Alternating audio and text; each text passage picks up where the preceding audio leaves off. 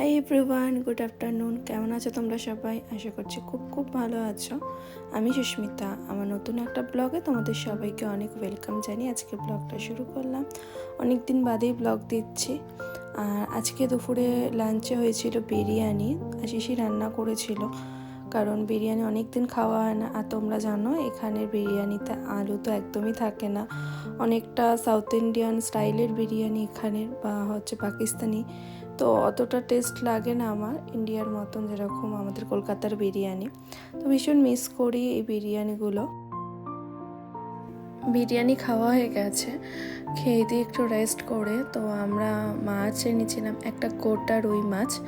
তো সেটা এখানে যেন কাটিংগুলো একদম ভালো করে দেয় না, তো মানে বাজে মানে এত ছোটো ছোটো পিস করে দেয় যে মানে রান্না করার সময় ভীষণই অসুবিধা হয়, ছেড়ে যায়, বা রিং পিস যেটাকে হয় সেটাকে একদম পাতলা পাতলা করে। তো ওই জন্য একটা গোটা মাছই নিয়ে এসেছিলাম, মাছ ছাড়িয়ে। ওই জন্য বাড়িতেই আশিস বললো আমি কেটে দেবো, কোনো অসুবিধা নেই। তো এখন আশিস কাটতে বসেছে, আর এই যে আশিস কাটছে, আমি তো একদমই কাটতে পারবো না। বটিতে হলে তাও কাটতে পারতাম, কিন্তু বটি আছে, কিন্তু আমি কাটতে একদমই পারবো না, অতটা ধারও নেই, ছোটো বটি। তো আশিসই কাটবে। আর এই মাছটার দাম পড়েছে প্রায়, এখানে বেশি দাম না, মানে এখানে মাছ মাংসের দাম কম, মানে শাক সবজির তুলনায় মাছ মাংসের দাম কম। ওই 14 দিরহাম করে কেজি পড়েছে, মানে তো 200-300 টাকা করে কেজি পড়েছে, প্রায় ওই 1 কিলো 800-800 ছিল, হয়তো প্রায় ওই 20 দিরহামের মতো নিয়েছে, ওই 450 টাকার মতন পড়েছে। কমই দাম, আমাদের ইন্ডিয়ার মতনই দাম, খুব একটা বেশি দাম না। আর এটা ফ্রেশ ফ্রোজেন মাছ নয়, তো ওই জন্য একটু দাম বেশি পড়েছে। আর যদি ফ্রোজেন হতো তো আর একটু কম পড়তো, হয়তো 12 দিরহাম করে কেজিতে পড়তো।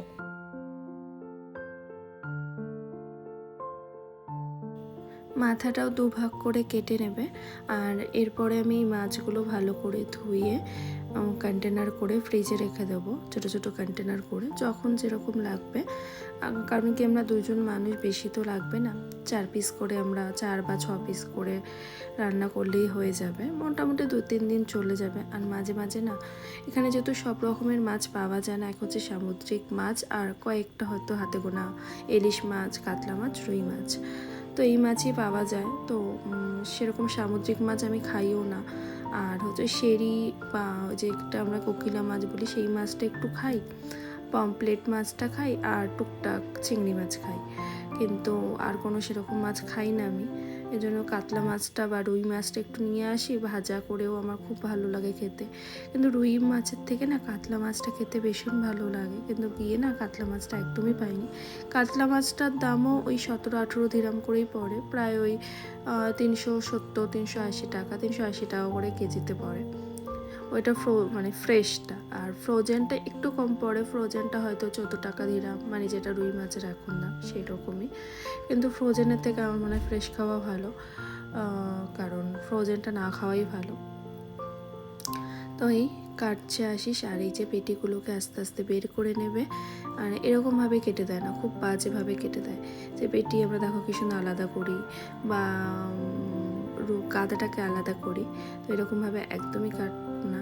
আর মাছ মানে ছুরিতেও আসিস ভালো করে, তো আমি তো কাটতেই পারতাম না, ওর পক্ষে হয়তো সম্ভব এটা, ও ভালো এইসব জিনিস কিন্তু কাটতে পারে, চিকেন বলো, মানে এইসব টুকটাক জিনিস, এই ঘরের কাজ বাজ ওই অনেকটা হেল্প করে দেয় আমাকে, তাহলে আমার সুবিধা হয়, তাহলে এত বড় মাছ হয়তো আমি কাটতেই পারতাম না। এখানের একটা সুবিধা কি, যে এখানে সব রকমের মাছ, যেটাই মাছ নাও না কেন, ভালো করে পরিষ্কার করে এখানে দেয়, চিংড়ি মাছ থেকে শুরু করে। তা আমাদের আর বাড়িতে এসে সেগুলিকে আর ভালো একটু ধুয়ে নিলেই হয়ে যায়, মানে এটা খুব ভালো একটা জিনিস। তুমি যে কোনো মাছই নাও, সেটা ছোট হোক বড় হোক যে কোনো হোক, এখানে কেটে বাস ছাড়িয়ে ভালো করে পরিষ্কার করে দেয়, এটাই একটা সুবিধা বিদেশে। কারণ এইগুলি কাটতে বা পরিষ্কার করতে অনেকটা সময় চলে যায়। আর এই যে গাদার পিসগুলো এরকমভাবে কেটে নিচ্ছি, আমরা বাড়িতেও এরকমভাবেই পিস করতাম, একটু ছোট হলে হয়তো রিং রিং করতাম, কিন্তু যেহেতু একটু বড়, তো এরকম পিস করাই ভালো।